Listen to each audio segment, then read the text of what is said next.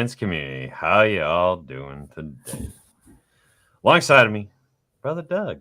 What is up, my brother? Good morning, Zach, my friend. It's Tuesday and it's light out at 7 p.m. Is it light out in Chicago at 7 p.m.?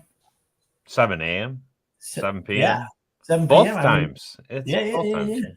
Yeah. I noticed like the last couple of years, I've not really been such a bummed out person for this light deprivation in winter season. I mean, has it been milder or something for you, or you know what I'm No, talking it's about? been Or just worse. It's the been worse. worse. Yeah, Okay. yeah. I have to hammer a lot of vitamin D because I do. I really struggle with that. It Really? swings. It swings me the other direct. It does. I get those winter blues.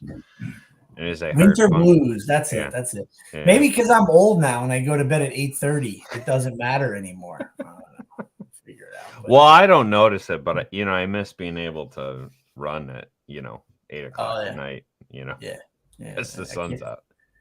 That just sounded like the dumbest thing in the world. Like I can run. Like who would run? I'd run from the cops. I'd run from Godzilla. But other than that, why would I run, Zach? It makes no sense. You just don't even know. You just don't even No judgment here. It's crazy.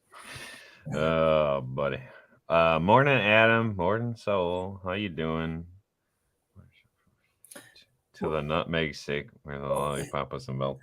So now he's picking on Chicago, Is that the lollipop was invented in Chicago? I guess. I don't know. He was picking on Connecticut the other day. Now he's Yeah, yeah. listen. So let me tell you what Illinois is actually known for: the most governors in prison. Ah, Like we hold the record. no I'm kidding. pretty sure. My entire life, all but one governor, right, is in prison. That's a bad track record. Yeah. Talk I about thought that. not surrounding yourself with positive and successful people. You surround yourself by a bunch of crooks. Yeah, man, I thought Rhode Island was bad, but that. See, Oh, there you go. It's invented in Connecticut. See, See? Saul's a stalker. I definitely need to get to Florida to meet this guy. Just because if he shows up in my backyard just staring at me with his Marcone shirt on, that's gonna freak me out. You know what I'm saying? That's funny. Headed off at the pass. My autofocus is angry today. It keeps disappearing. So my face just. Sorry, guys. No, so I actually almost feel like Saul should be in this week in this grind because he is such a positive guy. He I see is. him on Facebook, I see him on the grind here, and I never get to talk with the guy, but he's got a very positive mindset about customers, about his company. It's a pretty cool community we got here in Appliance Lines. It's true. It's Yeah, true.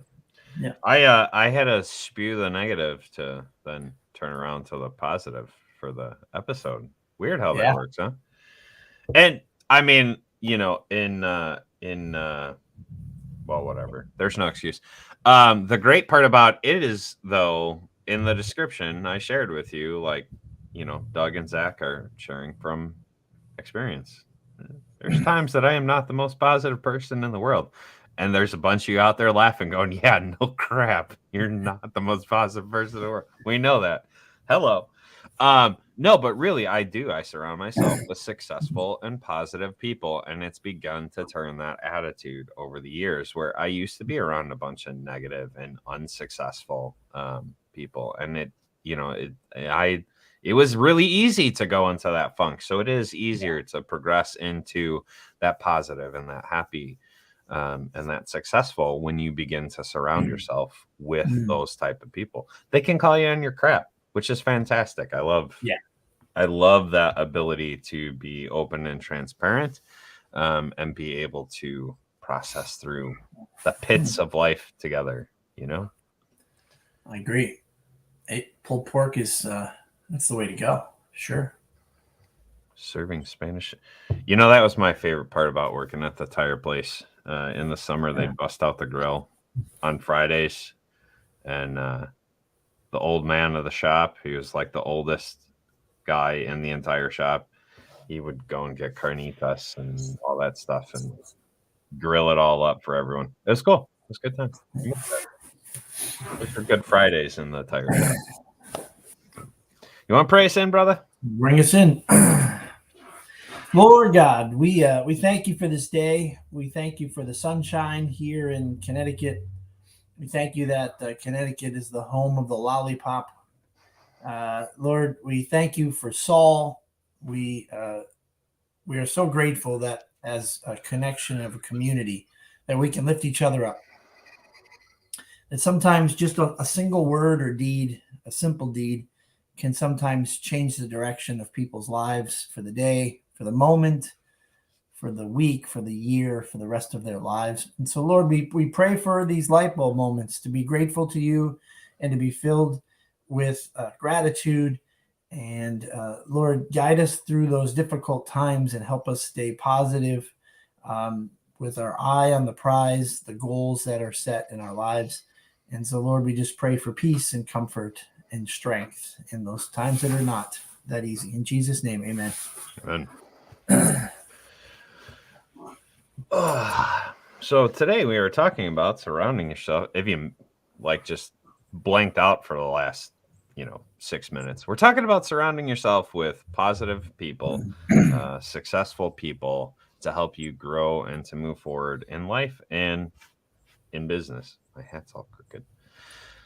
Having a really ADHD day today. It's a really long day yesterday. So we are talking about surrounding yourself with those right people. Doug, so let's go back to the needle nose days. Oh, ouchies. All love, brother. Only because that really cool multiplier was brought up in the book club. Oh, did you see that thing? It was wild. If you haven't seen this picture, you need to go. It's all over Facebook right now, or whatever. It's someone took a pair of needle nose and then added a bunch of needle nose to a bar, and so there's like 6 needle nose all in one. It's amazing. It should be our new logo here at Action. It's the way it should go. So I'm not really sure in what sense that thing is useful in any way, shape, or form, but it's really cool looking. Anyway, so let's go back to those days for you. And were you surrounding yourself with successful and positive people, or where were you not at? Really. I mean, I've said this for years in different places that the grouchiest people on the entire earth are appliance repair technicians. And I started doing this right out of technical high school, 18 years old, so the image I always have is some technician smoking a cigarette with the coffee, and the coffee is spilled over the side of the cup, and they've got this posture of like, oh gosh, another day, of calls. And that is sort of, that kind of is around. But for me, I remember just going to a Dale Carnegie course and don't remember exactly what was said, but I realized that I had control over my thoughts and that our thoughts do drive us through the day. And then, and so that was just kind of the beginning. It was a weird moment. I've never been a super grouchy person or a complainer. But I can definitely get into complaining mode. But I recognize that it's practice to get out of it, and it's practice to stay out of it. And it's easy to slip back into complaining about one thing, which turns into 100 things. So no, I'll tell you, I think it was survival for me. I've told you guys this before, when you wake up and you get your schedule and you've got 11 appliances, and 2 of them are callbacks that you're going to be there for a while and you might not solve the problem. You're going to get yelled at today by this customer if this trip doesn't solve that problem. Right then and there, my day was crap, and it turned out crap. But I had to kind of the Inner Circle chapter. Yeah, there you go, Bob. That is great book. That is so important to me.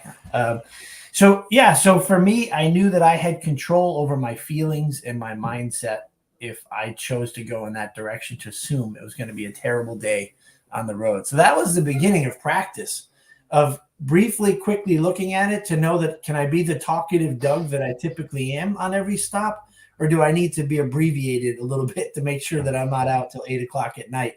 And I would just take one thing at a time and handle it each step of the way. So that's one of those exercises of push-up, like a push-up type thing, is to monitor my schedule in a way that is in a healthy way, you know. So I can only imagine there's guys out there that probably struggle with that. Who'd you begin to surround yourself with to make that happen? Like, was it one person at a time? Did you have a group that you got surrounded by? I think it was when I came to Action Appliance in '93, and Jay had described this business that he owned that his father started, and his father worked so hard at it. And Jay had a real strong focus on a mission, a vision, and I completely bought into it. And so to take care of his customers in a way that would live up to his standard, I knew that I had to be a positive person. I needed to be somebody who was focused on tomorrow as much as today, right? And so see these little comments that help me with my mindset, like, hey, Doug, you know somebody's not happy, but they decide they're going to pay you anyway. You know that that's the situation. I'd rather you not take the check. Don't take it. I want you to stay there. I want you to ask questions. I want you to find out what they're frustrated by. I want you to see if you can fix that problem. And if you can't, I want you to call me and let me see if we can together fix that problem and win the customer over. It's not about the one check I'm going to get today. It's about the lifelong relationship with that customer, the long haul. So how can you not go in a positive direction if you have a vision that you're heading towards, a direction that you're striving for? If you don't have that, then anything that can go wrong can cause you to lose hope. And when you don't have hope, you're going to struggle to be positive. Well, that funnels right into successful people, right? Successful people make a plan, they have a vision, and they begin to just absolutely chase after it. Oh, I don't think it's a bad thing, man. Some days I struggle with it more than others, but yeah, ADHD is definitely can be a superpower. It also can go the other way, kind of like, positivity. It's easy to fall into the bad side, into the trap side, if you're not conscious of it. So, but yeah, it's the people that you see that are successful, the people that you see that are positive, and hear me out. There are plenty of successful, miserable people out there. There are. There's a lot of them, but there's also a lot of extremely successful, positive people, and they tend to be the ones that attract people to them, right? And so I think to the mastermind groups that we run and being able to be around a group of people, it's easy for me to feel isolated, right? Like I have a tendency in my personality to wall off and keep people at arm's length. And so actually surrounding yourself in a room of people that are just like always positive, always setting goals, always, you know what I mean? It's good. It's good. Saul asked, what's Doug's superpower? And Paul says, making you feel good about yourself and hyping you up. Hold on. It's funny. It's funny you say that. 1 second. I'm putting this kid on the spot, but hold on a second. Renzo. I was going to say, I'm on a podcast. Come in here. I was going to say that Doug is a hype man. Sit down in the chair. By the way, Doug is definitely a hype man. All right. So we're on a podcast right now. Okay. And we're talking about positive attitude. Got it. Surrounding yourself with positive people. So, Absolutely. and you're on the spot now. I'm on the spot. But you are one of the most positive people I know. Awesome. And I'm so grateful you work here. What are some of the things that go through your mind that make you have a positive attitude? Hold on a second. Hold on a second. What is your name? Who are you? Since Doug just no introduction. My name is Lorenzo. I work here at Action Appliance. I'm a service technician, and I have a great time. Awesome, man. I'm glad to hear it. I love it. All right, now what? Go to Doug's question. Yeah. So like you're pretty new at this, right? Mhm. Less than a year and a half. Yeah. So what makes you have such a positive attitude about all this learning and experiences that you've been dealing with as a technician that's new? I guess, sometimes you have your down moments, but it's keeping that mentality positive and treating every customer as if, they're your family and just going in there with your head up. And that's pretty much just having a good attitude. Like yesterday, I actually lost my AirPods and I went out to New Britain, and it was at a random house. Yeah. So it got picked up somewhere. But it's been there for the past few days. So I went there, knocked on the door. It's the same thing, just being positive, respectful, no matter the situation, and ended up getting it back, luckily. But talking with the families, it's just your approach. Your approach is everything, and knowing that these customers are inviting you into their home, and that's very important, and respecting their space, because that's what they call home. So. That's so cool. So, what's your technique when you just hit between the eyes with too much negativity? What helps you spin yourself around? Sometimes it gets to me. That's a work in progress. I feel like a lot of times negativity gets to us. But when it comes to certain situations, you don't know what to do. You lay out your best options. You do what you can, and if you need to reach out, I reach out to the service managers or things like that. And no matter how negative situation, if the customer's upset or anything like that, you do the best you can to do have the best outcome for that customer. So yeah, Lorenzo isn't putting it in words, but what Lorenzo's great at is he doesn't take it personally.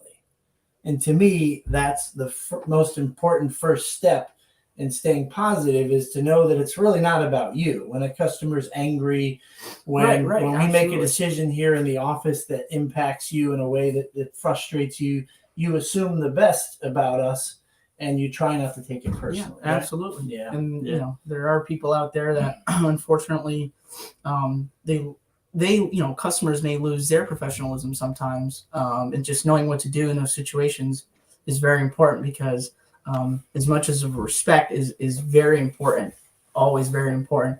If they disrespect in some sort of way, the important thing is to address it professionally, respectfully, and with good intentions, and that's it. Lorenzo's the man. Lorenzo's the man. Anyone tries to come and poach him, I'm taking you out with snipers. All right. All right. Don't become a grizzly old appliance guy. Don't become a grizzly. Keep that attitude, man. I love it. Absolutely. This is a lot of fun. Absolutely. All right. Great talking with you. Thanks for popping on, man. Hey, take care. Thanks for the surprise. I love you, buddy. Oh, that kid is amazing. He brightens my day every day. That's one. He's of the like mini Doug. people. He's like What's mini that? Doug. He's like mini Doug. Well, he's good looking. I'm not. So, but yeah, he's the positive people that I come to work for, and I'm grateful to serve. I love it, man. I love it. But you influence those around you as well. You do help to kind of change that attitude, because you carry yourself in that positive mode all the time. And this is kind of where I was going to head to after that, right? Like Doug, he pumps me up. Doug is let's go back to this one. His superpower is hyping you up. Doug is definitely very much a hype man, right? Like, so for me, Doug will go, well, are you sure about that? Like, are you taking things personally? Are you, and Doug pushes back on me and helps me to kind of shift that attitude to the positive. Sometimes I'm venting, trying to process through, because I have to like verbalize stuff to process it, but it can very easily move into complaining mode, right? Versus just trying to get it out and process it. And so, are you taking that personally? All the time I hear Doug's voice in my head ringing. Are you taking that personally? Like, just don't take it personally. Just assume the best, right? Yeah. And so having that in your inner circle begins to change the way that you view things on a day-to-day basis. So, yeah, Lorenz, man, like, it's awesome. Can we clone him? Yes, because I'm ready to fly out to Connecticut and steal the kid myself. I don't need an appliance technician. That's a sales guy right there. He's Stealing 'em. a great guy, you know. And one of the things he does too. I'm not 60, Saul. Cut it out, buddy. One of the things that Lorenzo does well too is he anticipates. He anticipates. Lorenzo, I wouldn't call him in my inner circle, Bob. I tell you, my inner circle are people that are in and out of the appliance world that I can go to when I'm stifled and when I'm struggling, and ask their opinion. Nothing better than asking a wise old mortgage lender who's been in the many businesses for 65 years and say, hey, I'm having a hard time finding technicians. You know what this guy Joe's idea was? He goes, what about the Boston Joes around the corner? They've been terrible for years. Why don't you just buy their business and take their technicians? And I was like, oh, I would have never thought of something like that. So your inner circle needs to be filled with great and wise people that think differently than you and challenge you. And then that inner circle becomes the group of people that you go to celebrate. Because I think to stay positive, Zach, would you agree that you need to celebrate the victories, big and small, along the way? You can't stay hungry and driven for the big goal at the end. You need to pause. You need to reflect. You need to celebrate the little victories. You know, if Lorenzo, I'm pretty sure I said that last week. Like, celebrate even the little stuff. Like, you have to celebrate even the little stuff. Like, I'm celebrating that you brought Lorenzo in. Like, that was really cool. That was a lot of fun. That's right. That's right. Yeah. So for me, the tomorrow is the idea of Lorenzo being one of my service managers, or Lorenzo taking my spot. And how fast can I make that happen? All right. You know, how fast can I develop him if that's what he wants to do, to lead people? So, you know, having that goal and that direction set and pausing along the way to have the small victories, I think helps me stay positive. I'm going to go to the negative side of this, but it actually leads positive. You can surround yourself with the wrong people. You can surround yourself with unsuccessful, unwilling, unmotivated people. And it's very easy to do because a majority of the world is that way. And so, you know, I think to the situation we are in the floor store, and as hair on fire as I am right now, as frustrated and as much as I want to just like throttle Matt, I'm excited because we have someone at the front desk that is excited to be a part of the team, that is excited to grow and to challenge themselves and to level up the role. You know, she's sitting at the front desk right now. She's taking phone calls. She's doing training. And she's like, all right, what's next? Okay, now we have found someone, right? I have a new sales guy that's like, dude, I love it. Like, you provided me all these marketing materials. You have all these pictures. I'm going to go create a Facebook profile just for this. And I'm going to go and I'm going to blast it through the groups. And, you know, hey, I have this idea. Do you think we could open up the carpet room? Do you think we could?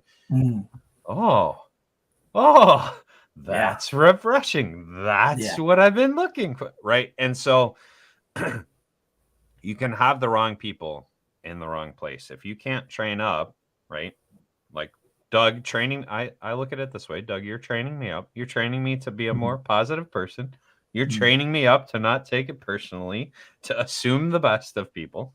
If you can't train someone up, then it's time to find someone else, right? Yeah. And you hunt for those qualities that you're looking for. And so that same applies whether it's inner circle, right? Like what Bob was talking about, the law of the inner circle, who you hold tight. Doug is in my inner circle for sure. EJ, TK, my like people around me that are willing to call me on my stuff, to encourage me in whatever's going on.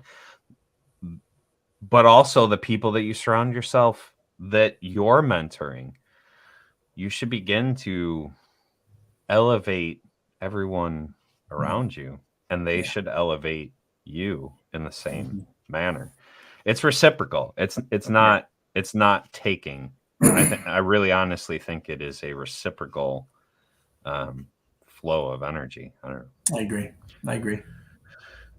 It's honestly great to see the youth learning our business the correct way. My heart is warmed up. Yeah, so some of us had grisly mentors along the way, and some of us had really great mentors, and you can tell how that's being passed to the next generation as you see that. Love it.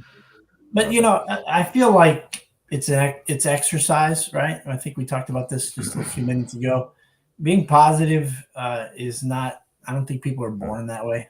I think it's a mindset and exercise, and I think that the most positive person has their bad days. I think the point is you got to pick up your triggers, your small red flags early on, so that you don't take a deep dive into depression or negativity, and have your exercise routine to get out of it. Like you and I, like we chatted. I mean, I hope that when I come to you, your question to me is what's your plan?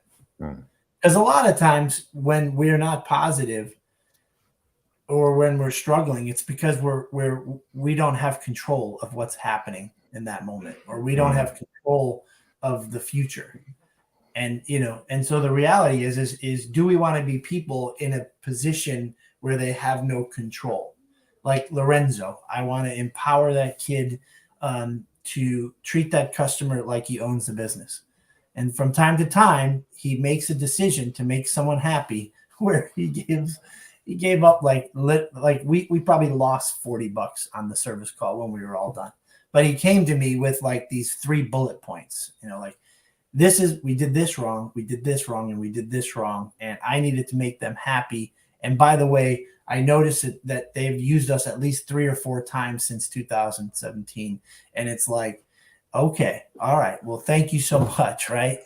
Now in the future, you could try doing this and this, and like give them this VIP program and build value in other ways.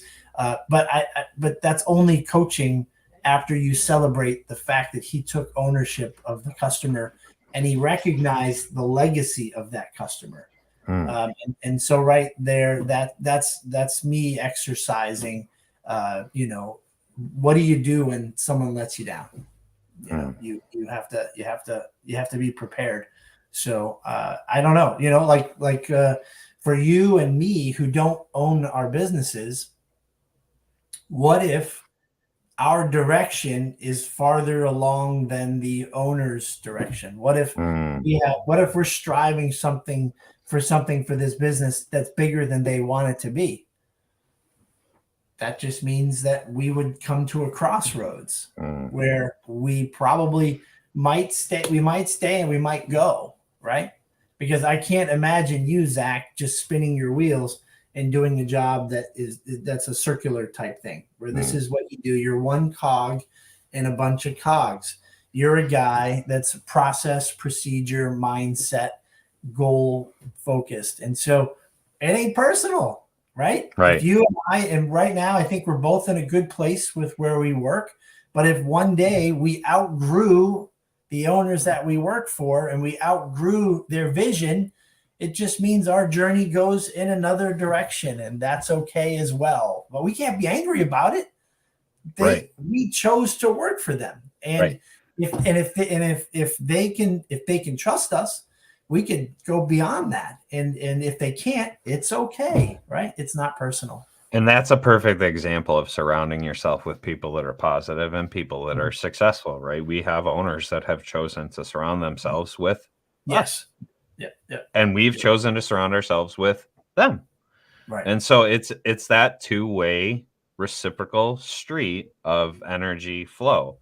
And if the energy is flowing the right way, there might be some bumps along the way. But as long as the energy is heading in the right direction, that's right. It's good. Yeah. Right. Yeah. And so it is a practice. If you're living from experience, if you are living in the negative mindset, if you are living in the unsuccessful mindset, it is a choice. It is your fault. I just want y'all to hear that. It is your fault if you are choosing to live in the muck. That's right. As someone who chose to live in the muck for a long time, like this is experience. I chose to live in the muck for a long time. So if you are in the muck right now, it is Right. your choice. You have that is your choice. Just step out.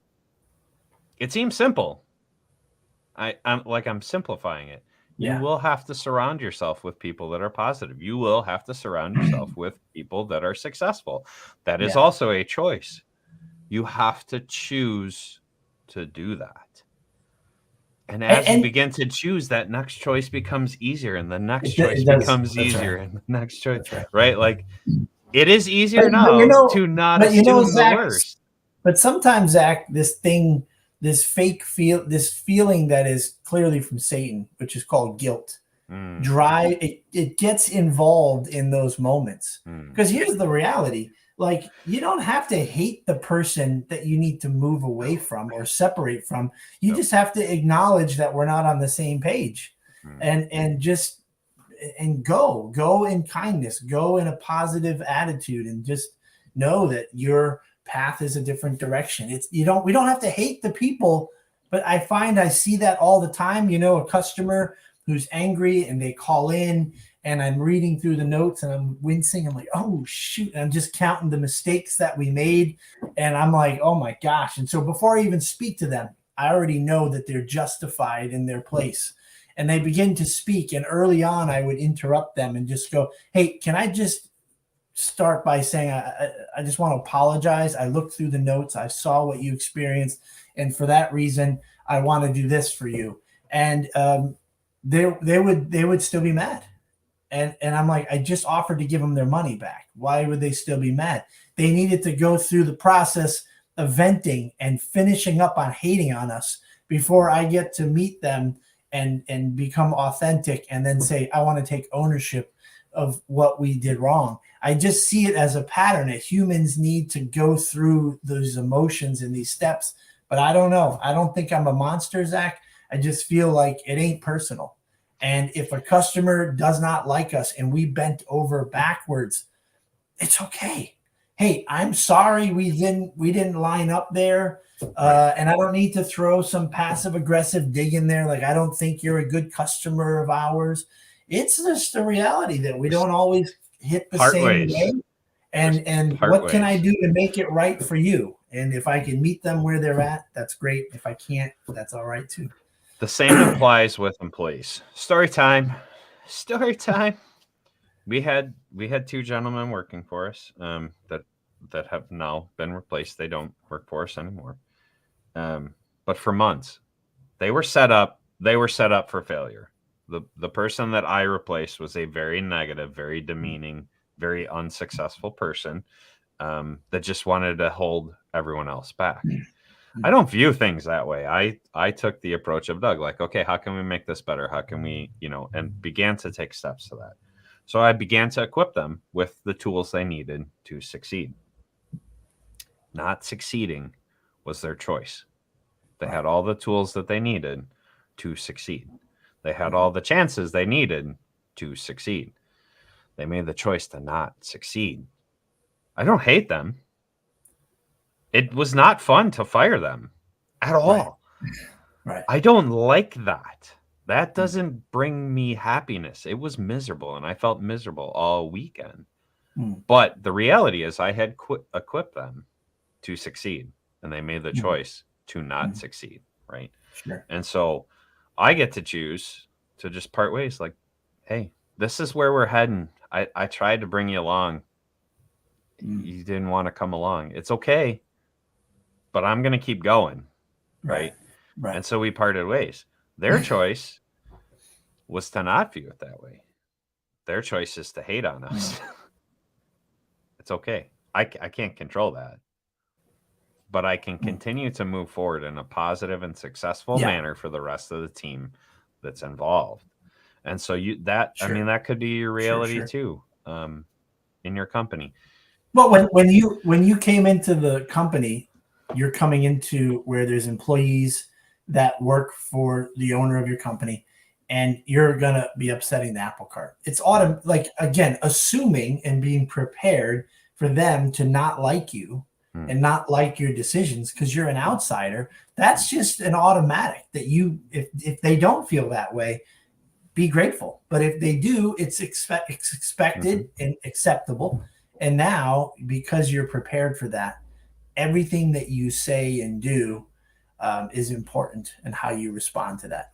And I think that all of us for the rest of April should try this exercise, which is never take anything personally. So that means that when you get off your podcast and you jump in your van and somebody cuts you off, or someone's reckless in your rearview mirror and they come up and they cut you off,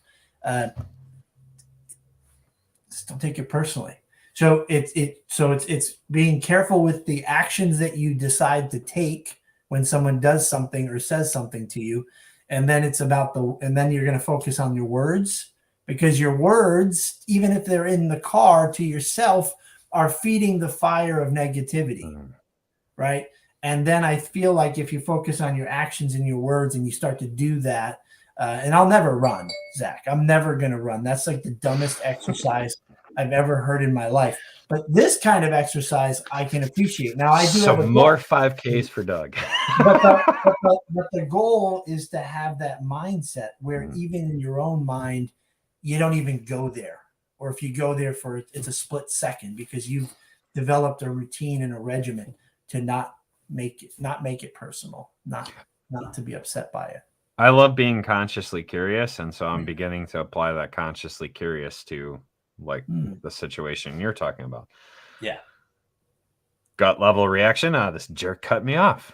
You fed into it. Yeah. Why? Wow. I wonder what's causing that guy to have such a bad day today. I wonder. Yeah. What could be going on in his world? Yeah. Moving on.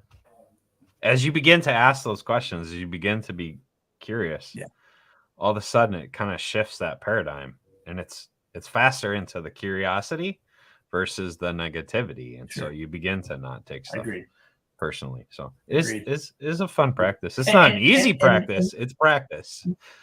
It's practice. And I would say that the driver nowadays doesn't even get a thought, and the question doesn't even come in my mind. I wonder what's going on in their life. It doesn't matter to me. It doesn't really matter to me. I don't know them.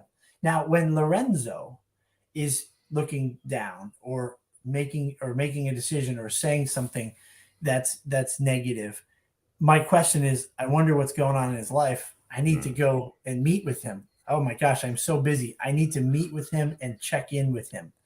Because I'm assuming the best about him, and there's got to be something that maybe I can help him with, get through it. And sometimes it's not. Sometimes they're just like, I don't know, I'm just really grouchy today. All right, brother. And then I'll check in a couple days. But there are times that you worry about what's going on. And there's other times I don't care. I don't really care about a one-time customer that just doesn't see what we do and why we do what we do.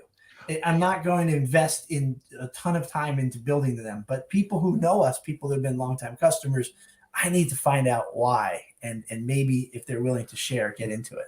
So as we're wrapping up, would you not agree though? It's easier to start with people you don't know, people that are in a different car, right? Okay, so we can practice being consciously curious with the driver that just cut us off. Yeah, we can focus in. Oh, okay. Now I have an employee that's struggling. The one in the middle is my wife. That's the one that I can't figure out. You know what I mean? That's the one that's the most precious to me, right? A gift from God was my wife. And for her, I might at times take it personally.